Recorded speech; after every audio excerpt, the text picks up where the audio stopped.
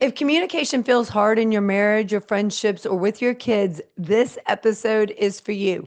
We're diving into the biggest issues showing up in relationships today, why trying to shortcut conversations lead to longer ones, not shorter ones, and more conflict, and how small shifts in listening, language, and curiosity can completely change the way you connect. Become more successful with the best connection skills that work in every relationship you care about, starting now.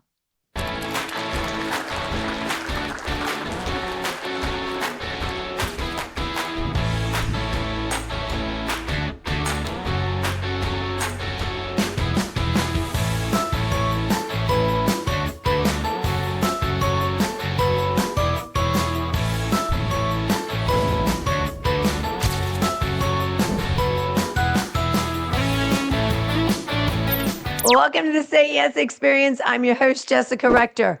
If you've been here before, welcome back, friend. If this is your first time joining, welcome, welcome. Be sure to subscribe on YouTube, Spotify, or Apple, wherever you get your podcasts. We're more connected than ever through our devices, yet many of our relationships feel more disconnected than ever.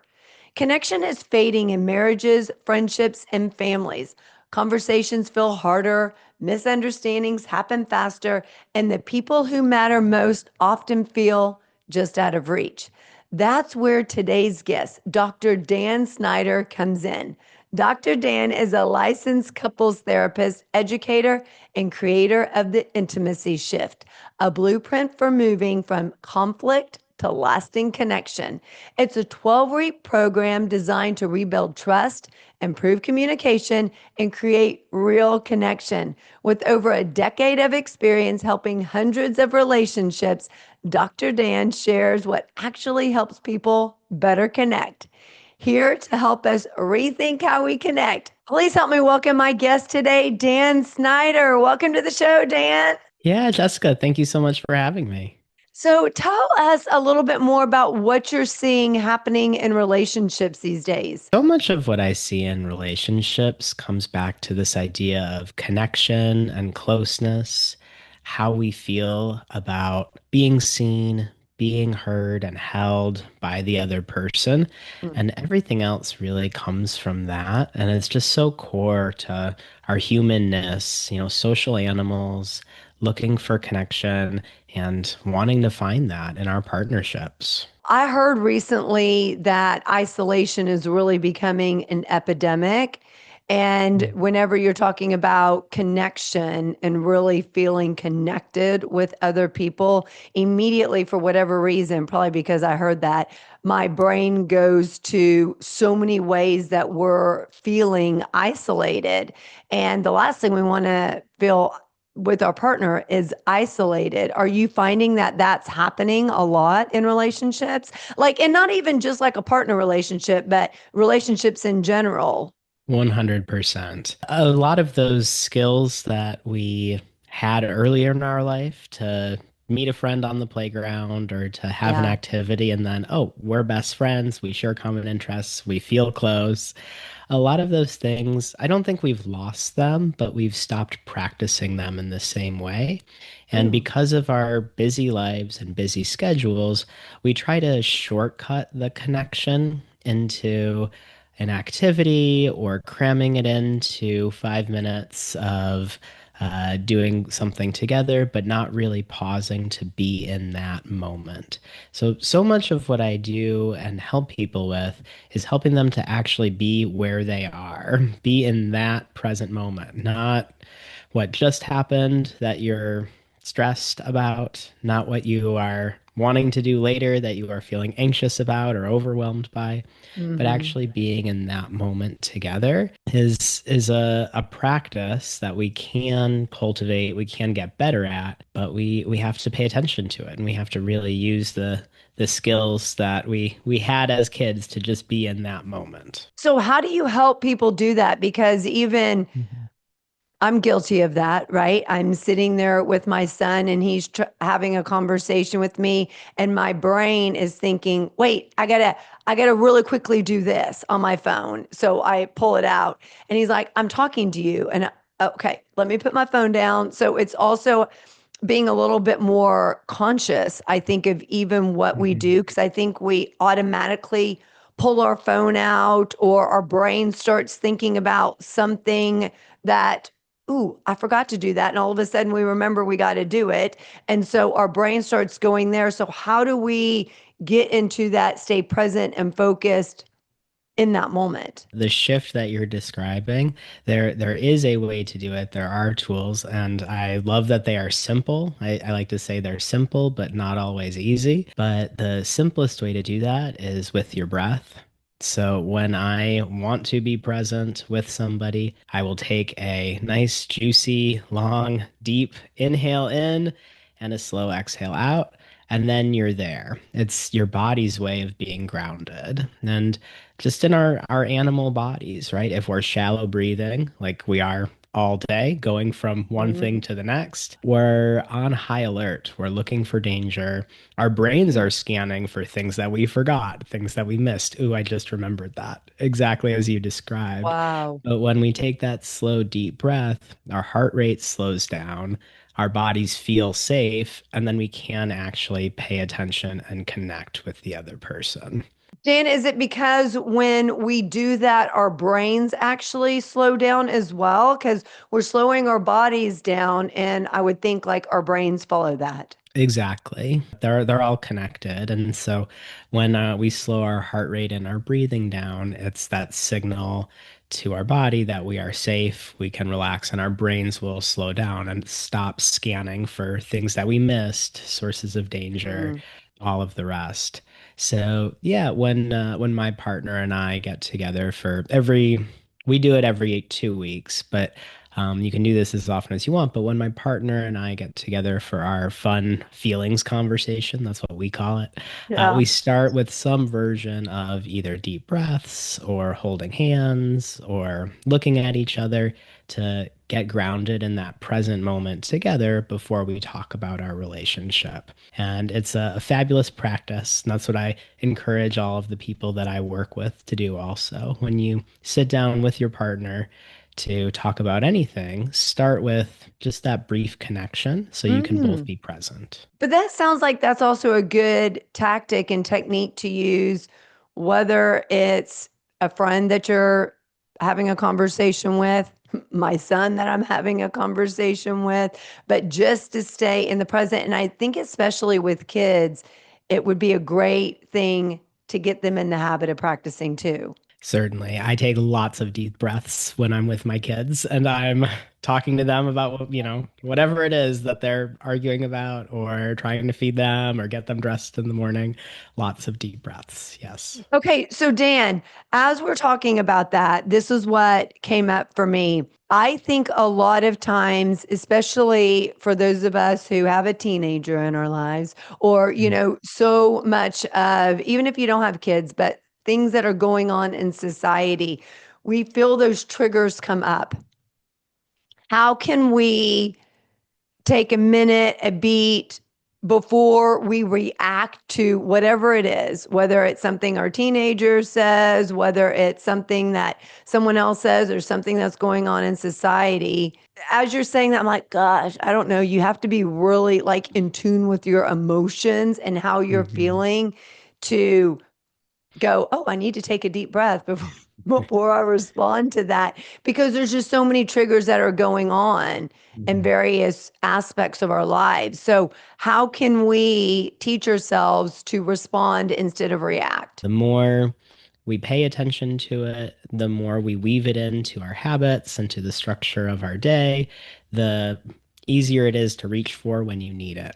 Because, yeah, when Right. that triggering situation happens, if our default wiring is, okay, I'm feeling relaxed, calm, I'm going to take my deep breath and then respond, easy. But if you Mm. haven't practiced this at all and it's just something that you heard once and then forgot about, it won't be there when you need it. Yeah, we want to weave these things into our lives. And I'm just like everybody else, very busy. And so when I can attach practice to something I'm already doing, then it's habit stacking and it's easier to remember and do.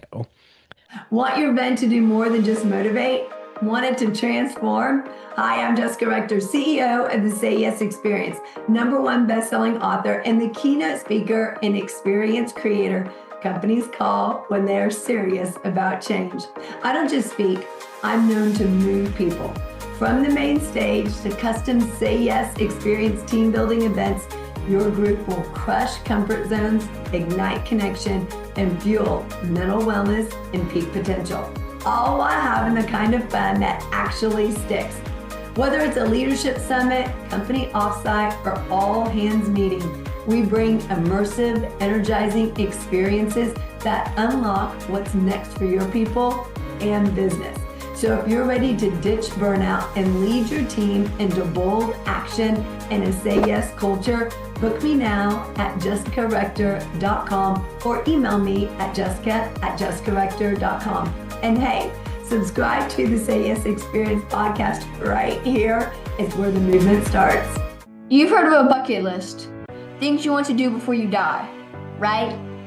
At the Say Yes Experience, we believe in something truly more powerful, the Say Yes bucket list, the things you want to do to truly start living. It's about feeling alive, breaking out of routine, and turning someday into right now.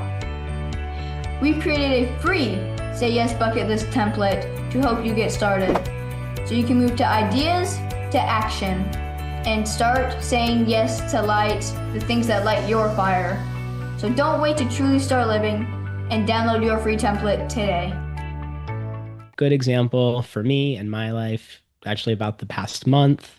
I've been waking up in the mornings feeling really on edge and anxious, replaying old situations in my head, I call it arguing with ghosts, right? I'm like having a conversation and replaying something with a person who's not part of my life anymore, or like that situation is long gone. I was really struggling in the morning with those feelings, just carrying into the day and into the rest of my life.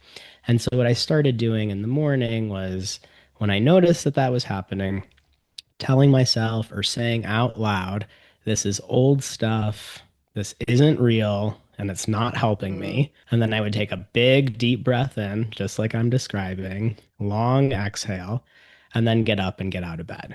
And so it's really helped a lot just over this last month. And it's exactly what I'm describing here, because it helped me to relax and calm my body with the deep breath, to get into that present moment. And now I've started my day with this practice, and throughout the day now I'm primed for it. I can remember easier. Right. Oh yeah, come back to your breath if you need it. You also have to be intentional with it. You have to make the time to do it. Otherwise, you'll go back to the pattern and the habit that you've created to reacting to something instead of responding to it. So, you mentioned at the very beginning how we now shortcut the connections that we want to be best friends with someone, but we shortcut it. So, how are we shortcutting it? A lot of the work that I do is with couples and in relationships. And the program that I've developed is called the Intimacy Shift. I named it that because intimacy can be both emotional, trust building, and closeness. It can also be physical if you're in a romantic relationship, sex and connection, and that intimate place is also a key part of relationships. And the shortcutting happens especially when we feel that we know somebody really well or we've been with them for a long time. We think that we can read their mind. We can't actually do it, but we think we can. We think we know what they're going to say. We think we've heard all their stories, and we often stop listening and we skip ahead to what we think they're going to say or what our response is going to be. And instead of having a connection with the actual person, it's almost like that arguing with ghosts thing that I mentioned about my mornings, where it's like this fantasy version of the person that we've created in our minds.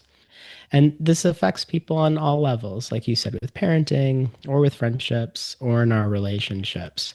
If we think we know what the other person's going to say, we're not really connecting with them or building that trust or closeness, and probably not enjoying the interaction either. Hmm. So that's why we often reach for our phones or we're looking away because we're not really there. What I want to do to help people by being present in that conversation and staying curious, then we can really feel intimate with the other person. We can learn something new about them. We can understand the way they're thinking. And then everything else is so much better. That time together now is really like juicy and lovely. When you were sitting there talking about that, I immediately thought, ooh, I do that with my son. He'll start to go down something and I'll cut him off and I'll be like, no, like it's not. And he's like, I wasn't even done saying what I was going to say. I knew where that conversation was going. So let me just stop that conversation before you get to the end. But I also realized as you were saying that when we stop the conversation before it gets to the end, it's also disrespectful. Like I would not want him to do that to me, right? Even if he Mhm. thinks he knows what I'm going to say, I would not want him to do it to me. So why am I doing it to him? It's kind of like, how are we treating them? Do we want to be treated that same way too? Mhm. So, oh my gosh, this is good therapy for me, Diane. Dan, looking at how I'm showing up. And I think oftentimes we don't even realize that we're showing up that way. It's a habit that we've created, but I'm seeing myself in things that you're saying. And I'm like, ooh, Dan's holding up a mirror to you today, Jessica. Hello. Oh my gosh. Didn't know how much I needed that mirror. So how can we stop ourselves from doing that and from Mhm. showing up that way? And how can we start to connect better and on a deeper level? I laugh whenever I think about or really describe because it really does serve my interests, but it serves the relationship too. So it's a win-win. So this idea that we're shortcutting, it's false. It's not actually a shortcut because I bet whether it's you with your son or me with my kids, because I do these things too. It doesn't actually shorten the conversation. The Say Yes experience is the movement that helps you adapt to change, enhance mental wellness, and stretch into what's possible. We tailor every experience to your specific challenges and goals, whether that's preventing burnout, building resilience, or creating a culture of bold action and connection. Whether it's a getaway with your friends or creating something for small teams to an entire organization, this is where transformation begins. Say yes to growth. Say yes to a custom experience designed just for you.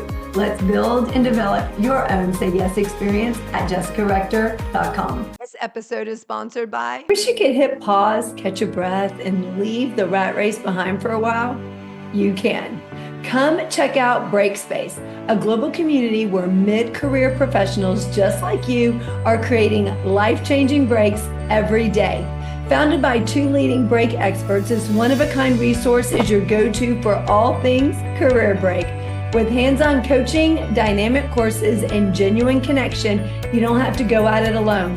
Visit gobreakspace.com to learn more and join today. They either get upset or shut down, and then I try to engage them a different way, or it ends up often being like a longer thing if we end up in conflict over it. And so what I remind myself, and this is why I laugh, is, the best way for this to go well or for me to feel heard or for my point to get across is to listen to them. Mm. So I do tell myself that kind of self-serving thing of like, if I want them to listen to me or, do what I want them to do, I have to be curious, even if I'm, faking it for a moment, like ask that extra question so that they feel safe, they feel seen, and then they're more likely to hear my side of it. So that's the actual shortcut, and that's how this goes better. So, how do you encourage people to be curious? What's like the first step in how we can be more curious? Because I love Mhm. curiosity and I think it's a very underutilized skill. And the more we practice it, the better we get at it, especially such a trigger for me because, I've done my fair share of dating. And I'm sure it goes both ways. Like I'm sure it's the same for women as it is for men, but I find men are just not curious. And I find that they just don't know how to be curious, how to ask questions, how to ask the right questions. And as I'm sitting there saying it, I was just at a couple of Christmas parties recently, and I found the same thing with women too, though they're not Mhm. chatting with women. They're not curious. They don't know how to ask questions. So that's why I say it goes both ways, I'm sure. So how can we practice the art of curiosity, and what does that look like? Most men did not learn or practice or feel it was important in the same way as most women to have conversations about our feelings or to go deeper, to be curious. I like that you experience that with women too. It's Yeah. something we can all work on. Being curious is a skill. It's not something either we're born with or we just don't have it at all. It can be a Hmm. practice that we cultivate.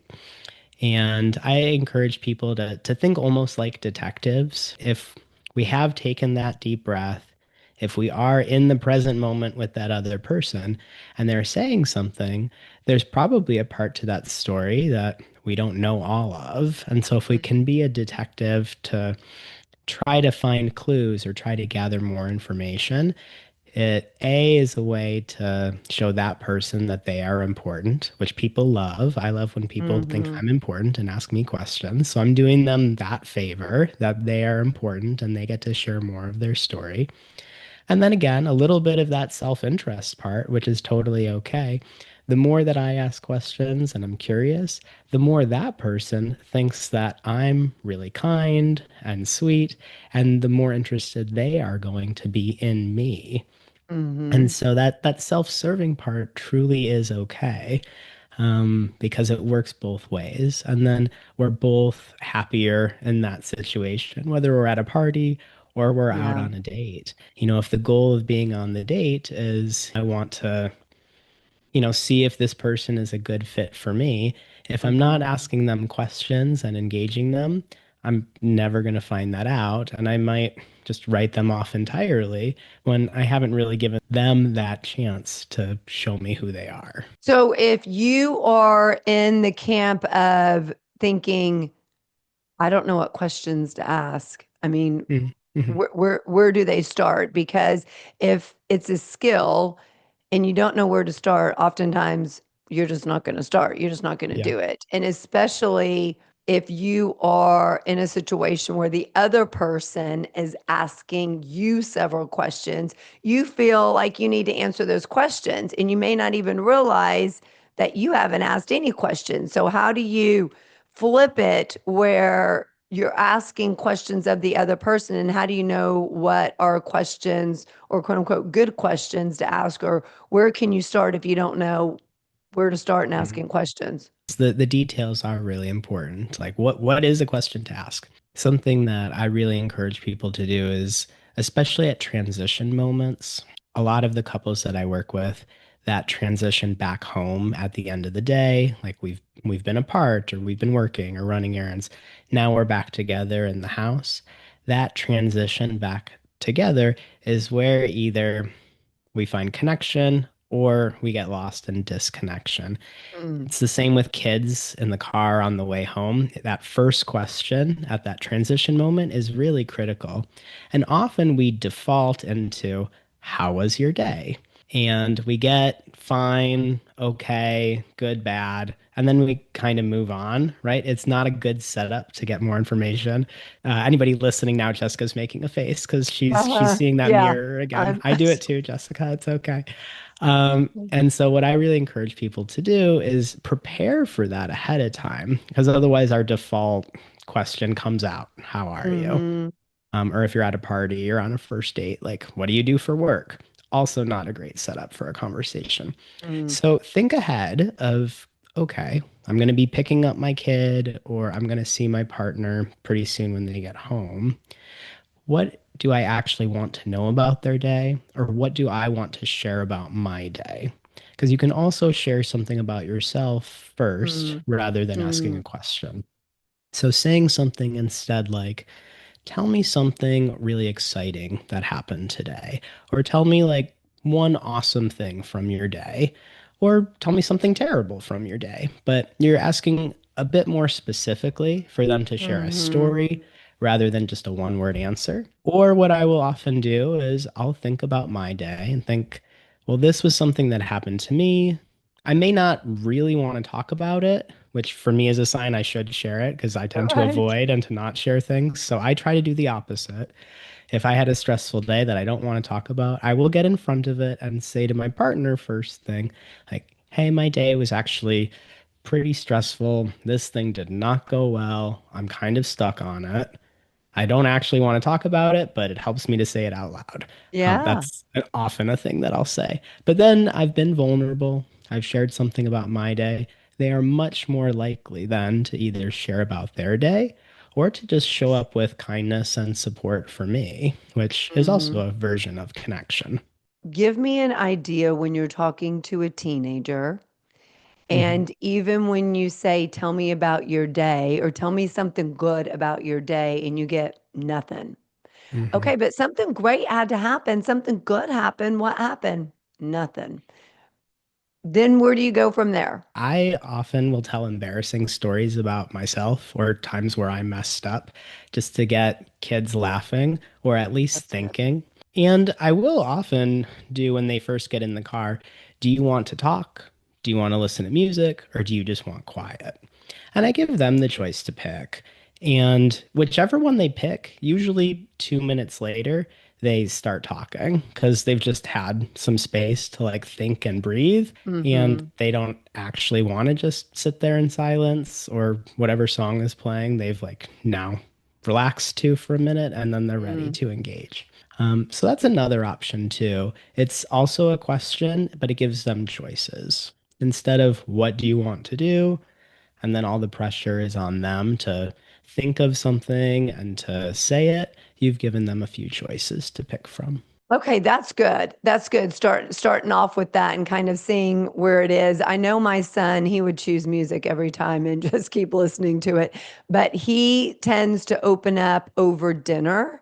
And it tends to be about not necessarily him, it tends to be about something he saw, something that happened at school, like between other kids.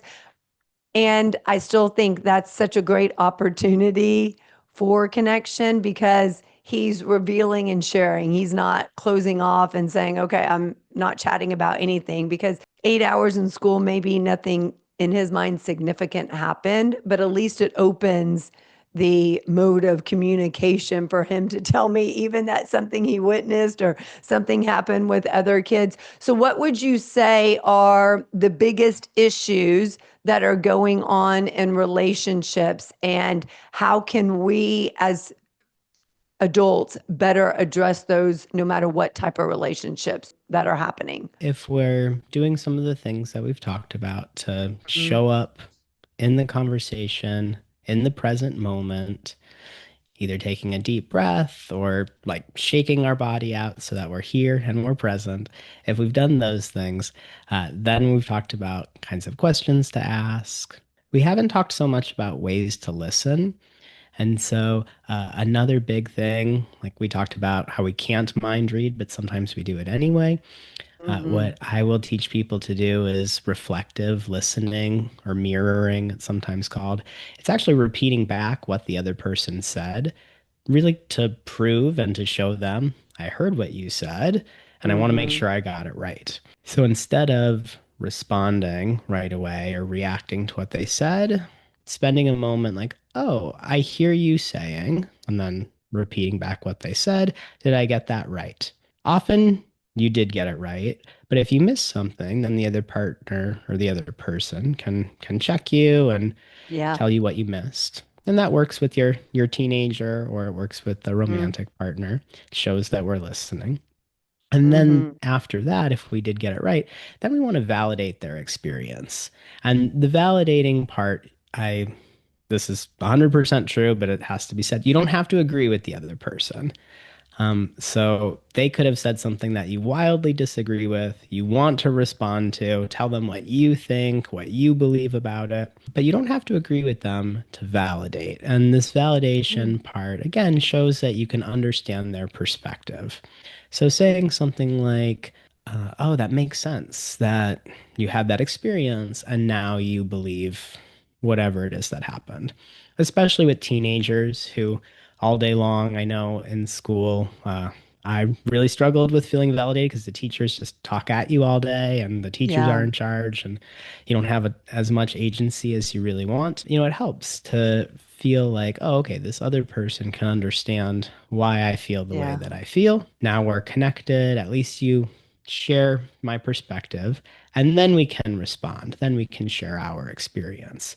But those steps in between are really important to reflect back, make sure that we understand what the other person's saying, and that we can connect with them by saying something like, oh, that makes sense how you got there, or oh, that sounds like a Oh, really that's hard good. day. I'm sorry that happened.